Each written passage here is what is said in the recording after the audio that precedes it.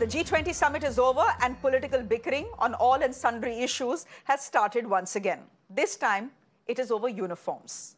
The special session of Parliament, as you know, is set to begin from September 18th. Now, the agenda for the session remains under wraps, but the government has unwrapped new uniforms for the new Parliament. Lok Sabha and Rajya Sabha personnel who assist with proceedings in both houses will now be seen donning cream Nehru jackets and cream shirts with pink lotus prints. Even the female staff will be seen wearing new sarees that will have lotus motifs. There you are. The uniform of marshals deployed to both houses has also been changed. They will now be wearing Manipuri or Kannada turbans. But the new uniform has got the opposition fuming as expected. They are seeing red over pink lotuses. In fact, the opposition is questioning why the uniform carries a lotus motif. Now, while the lotus is the national flower of India, it is also the symbol of the BJP. The opposition is calling this cheap politics. They say the uniform could have had other national symbols, like, say, the peacock, which is our national bird, or the tiger, which is our national animal. But the BJP-led centre, they say, has deliberately chosen the lotus. Meanwhile, the BJP has dismissed the allegations, saying that the lotus is a symbol of India's cultural heritage and that the opposition is trying to distract the nation from the G20's success. Now, the first day of this special session will be held in the old building, but the new Sansad will open its doors to MPs on 19 September on the auspicious occasion of Ganesh Chaturthi. Just by the way, there's bickering over that as well. The Parliament staff's dress is going to be changed, and it is going to carry the picture of the lotus. This is the news. Why the government is not ready to put tiger in the Parliament of staff's dress? Because tiger is the national animal. Why they are not ready to put the peacock, which is the national bird, in the dress, but they choose the lotus in the dress code of the parliamentary staff? Because the BJP party symbol is lotus. How cheap we are. It is dictated by whom? It is by the government. Government. Has government dictated that Indian citizen, Indian common people, they have to carry lotus in their dress all over India? We are waiting for that. That is also not very far away. They may say there will be only one party, one symbol, that is BJP and lotus. There will be no multi-party democracy.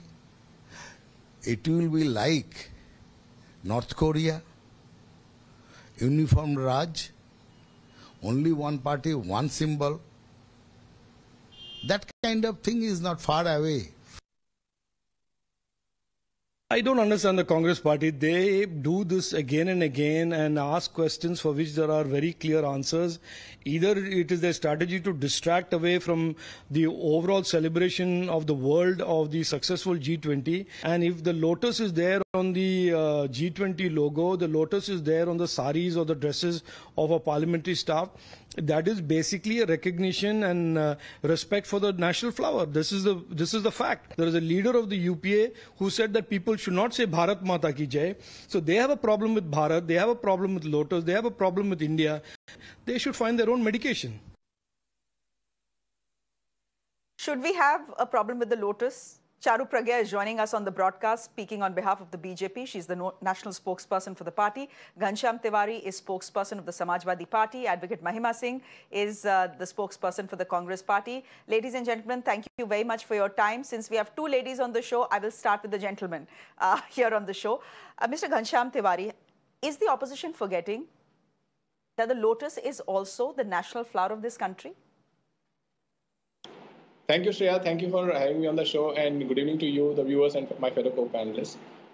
Two or three things are important here. I think that the debate whether what is the dress, what is the symbol on it, that's a small sidestep from the real issue. The real issue, Shreya, is that we have discussed here very clearly that we have a parliament session coming up in a few days where nobody, not you, not me, not the BJP spokesperson or Congress spokesperson, knows what the agenda is.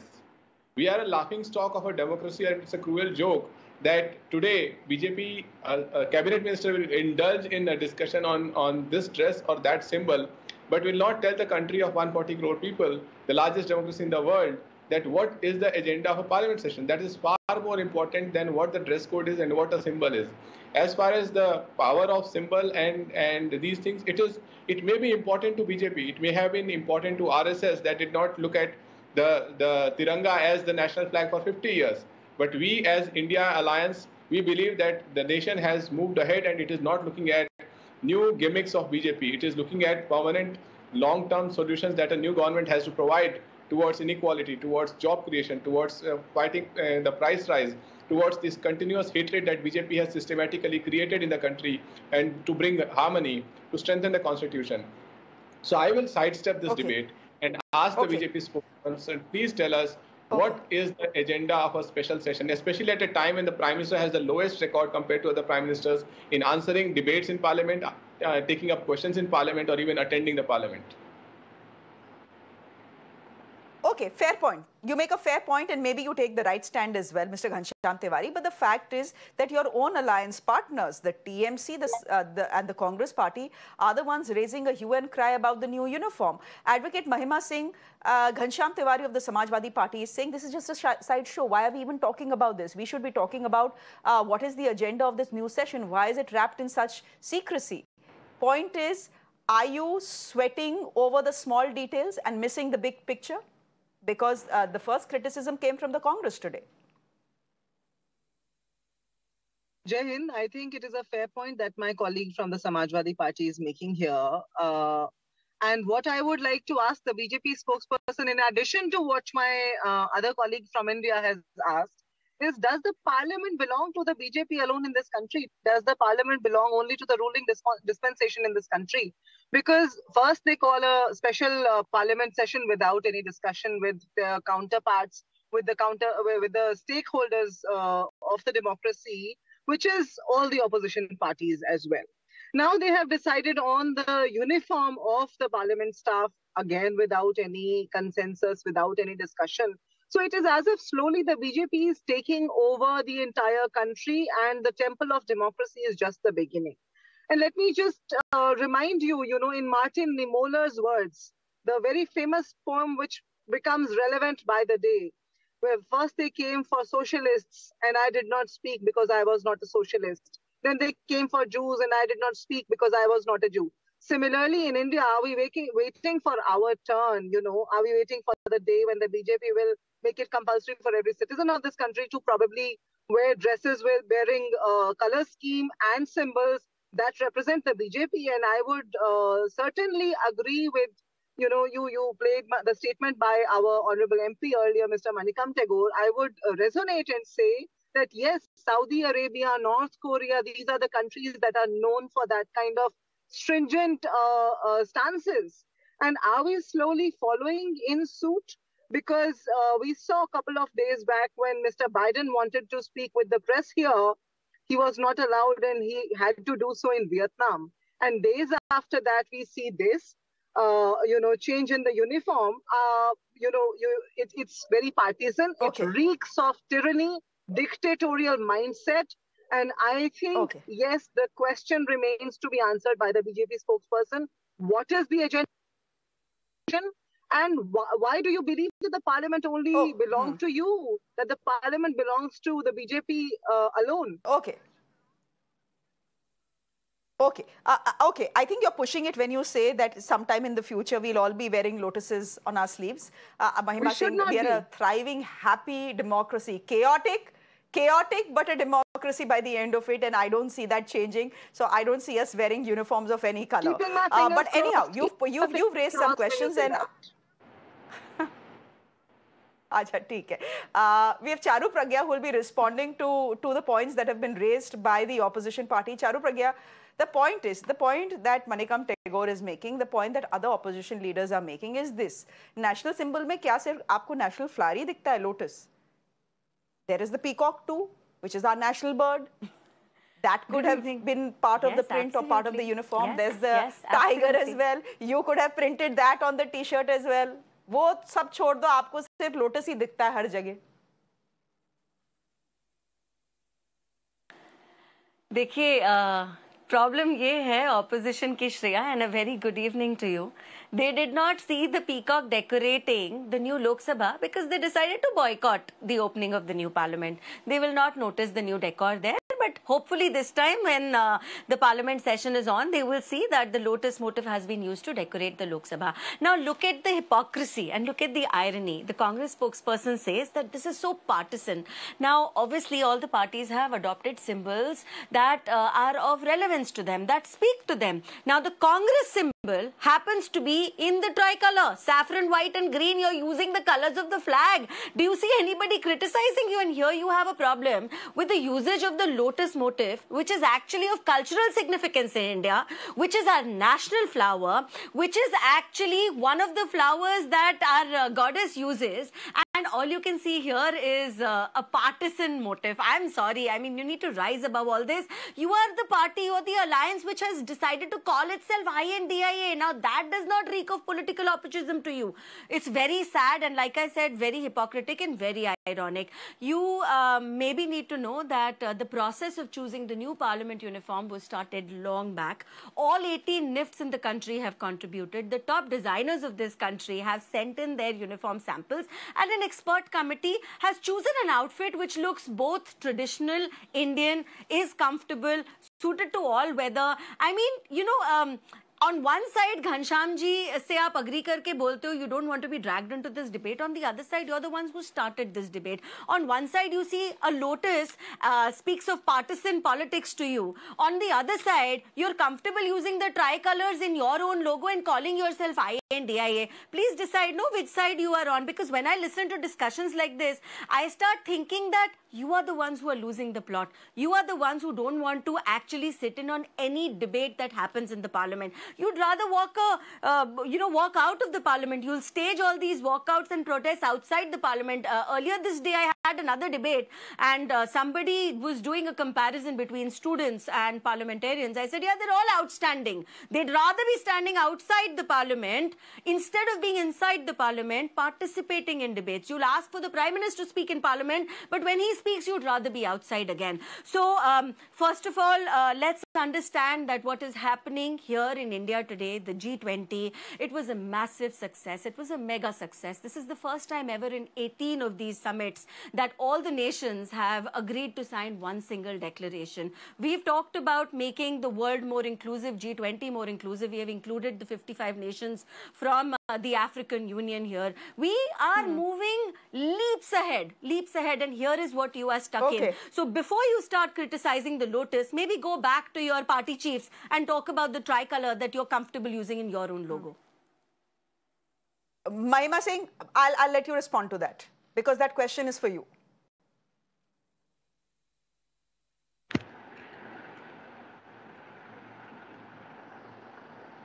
Did you say that to me, Shreya? Yes, yeah, Mahima. So you see, do respond to Charu because the attack was for you. The BJP spokesperson, when she's talking about the tricolor, she forgets that the tricolor is something that, you know, one of our former MPs fought for to be hoisted on every roof of every housetop. And today you see that's become the norm. National flag is something that everybody identifies with, and it's always been a part of the color scheme in the parties everywhere. But lotus, you see, a lotus is very specific to the BJP. First, they made it into the logo of G20. Now today, they are incorporating it in the parliament. The question that I had asked earlier was a very simple one. And I think the BJP spokesperson has the IQ and the skill both to answer that question. Why not bring your stakeholders, your co-stakeholders of the democracy on the table, have a consensus, and then bring it about? Why bring it about in such a dictatorial, such a tyrannical manner? Or probably you have mistaken the Parliament of India for one of your shakhas, which it is not. The khaki pants, the saffron, color scheme. You see, the color scheme is all of the RSS and the BJP. And this is how far they have come in proving their point. They will not change their Twitter handle, which is BJP for India, but they will go and, shout out that it is not India, it is Bharat. So the hypocrisy has become the norm for the BJP. They have forgotten the diplomatic ways. They have forgotten the consensual ways that should be incorporated in running a democracy such as India. So it is very pitiable. This is what I'll say. The stance that the BJP spokesperson has just taken here. It's this is what I'll say. G20 came to us. Advocate. Advocate Mahima, this is what I'll say. I'm looking at the print. I'm looking at the print that has become so controversial. Yeah, this print is pink. It's a very common print, and this looks nothing like the BJP symbol. Nothing. The BJP symbol, the lotus, is saffron. This is pink. Honestly, Mahima, just look at the print and think to yourself whether this print and this uniform was worth the outrage. Yes, Shreya, what is worth the outrage is the fact that no one still knows the agenda of the special session. That is worth an outrage. Is this uniform issue worth an outrage at all? Shreya, what about the khaki pants? What would you say about the khaki pants? And even about the print, you are saying that all I wear khaki pants. It may be very aesthetic. Nobody has a problem with the lotus. Otherwise, I love khaki and I wear khaki pants. I've never been near an RSS shaka. Very, very fine. Come on, Mahima. I wear khaki pants. I have never been near an RSS shaka. But isn't it a statement that they're making internationally, Shreya? When they are making khaki pants compulsory in the parliament, don't you think, Shreya? I mean, please be honest, because one's got to ask oneself. I cited Martin Niemöller's poem. When they've brought the country to the debate of Bharat versus India, does khaki pants and lotus incorporated in parliament uniform still look neutral to you? No, it doesn't look to me. I think we have to understand that Hitler started with his own staff first. Hitler started with his own little army of people first, and that's how it went on. That's how dictatorial regimes across history. I get what you're saying. I get what you're saying. Ghanshyam, would you want to come in here? The BJP spokesperson here is saying that all these side issues essentially are give being me 20 raised seconds, because please, first to respond, the opposition and then wants... Acha, bolo bhai Charu. Bolo bhai Charu, 20 seconds lo. Thank you. जी. नहीं, बहुत धन्यवाद. I will allow Ghanshyam to have his time after this. But you know, the Congress spokesperson probably does not remember that हमारे गणपति के हाथ में भी कमल होता है. हमारी लक्ष्मी का स्थान कमल होता है. Every single Indianized print you will see, whether it is block print, whether it is any painting, Krishna के आसपास कमल खिलता है. I don't know from where you're getting this context, and you are degrading khaki. Are you even aware that the police in this country wears khaki? Are you even aware? When you talk about khaki in those derogatory terms, I take personal offense. All the men in my family serve in khaki. So please be more respectful when you actually just speak like this. It just doesn't make any sense. Allow me 10 seconds, Mahima. We are a democratic country. We are a democratic, secular country. She's only talking about the symbol of Hindus. What about the other religions that also, are a part of this largest democracy of the world? Has the BJP already discarded them and abandoned them when they're talking about, a religious symbol depicting just... And I think that is where the pity falls upon. That is what exactly... No, I am not comparing anything to a religious symbol. I am simply telling you a lotus has many meanings. Not just BJP. वो अलग बात है कि आप सावन के अंधे हो और आपको बस BJP दिखाई देता है. अच्छा ठीक है. I am a Hindu to the core. Biden को भी BJP दिखाई दे रहा था. And yet you are in alliance with DMK. Yet you are in a happy alliance with DMK. Yet you have not said one word out loud about the DMK, who makes statements against Hindus every single day. Hypocrisy again? Not only partisan, but you are anti-secular also. DMK is another debate. Okay, DMK is another debate. Ghanshyam Tiwari, the contention of the BJP spokesperson is not just the BJP spokesperson, but the BJP officially at a party as well. Acha, okay, give me a minute. Let Ghanshyam come in. He's been smiling and sitting all along. Ghanshyam, the contention of the BJP, not just on this show, but otherwise through the day also has been that, look, we had a very successful G20. And now you have the opposition trying to deflect attention from the glory and the success that the Prime Minister has got because of this G20, which is why these side issues are cropping up. Do you agree with that? You've already said this is a side issue. My point, if this was a side issue, where was the need for the opposition to even pick it up? And it's not one party that has picked it up. There are at least a couple of parties that have picked it up and are running with it.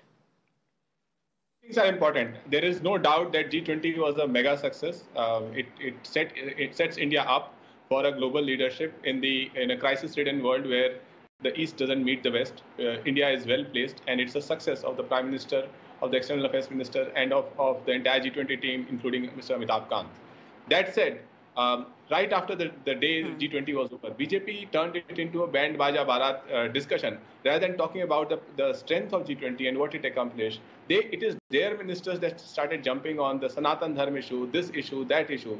Even today through the debates, Shreya, you will see that BJP spokesperson will comment more. Charu is fully cognizant and has good grasp on the subject, so she will bring in G20. But most BJP spokespersons I have been on debate on will speak about the Sanatan Dharma issue rather than the G20 success of their own government. That's point one. Second is Charu used सावन के अंधे को हरा ही हरा दिखाई देता है. The reality is कौन सावन का अंधा है in a country, and that's where the sensitivity that Mahima is showing comes in. That for 10 years we have seen that BJP, Yogi Adityanath, leaders like that have played the color card, name card to divide India, to slowly tell everybody who doesn't belong to one color, one ideology, one view of the country, one businessman support or one party support, slowly tell them that this is why you are not us.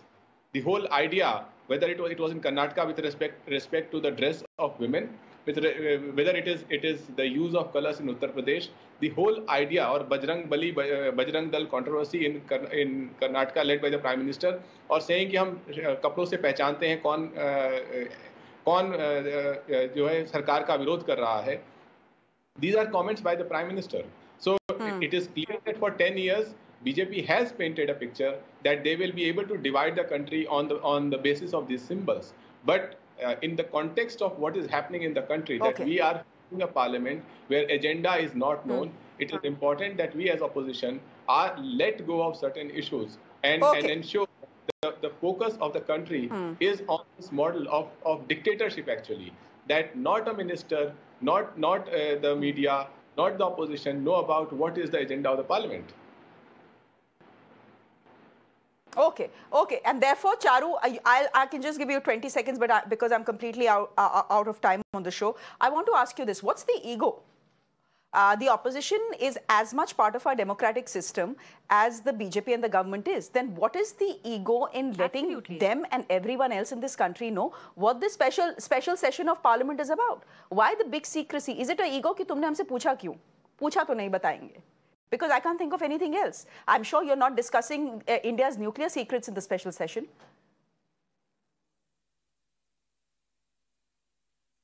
Yeah, there's absolutely no ego. As you know, that it is today that we are bidding farewell to the last of our G20 guests. The government, in fact, the entire machinery has been occupied with something which was very critical. At the same time, everybody is well aware, and I'm sure Ghanshyam is the first one who's aware of this. Article 85 of our constitution says that there will be a cabinet meeting that will be called. I'm sure it will happen any minute now. And the agenda of the session will be told to everyone, people in the party, people outside the party, in power, in opposition. So let's just be fair about certain things and let's just focus on issues which are of relevance to this country. I just want to take a quick second to respond to when Mahima said that, you know, we are anti-secular and all of that.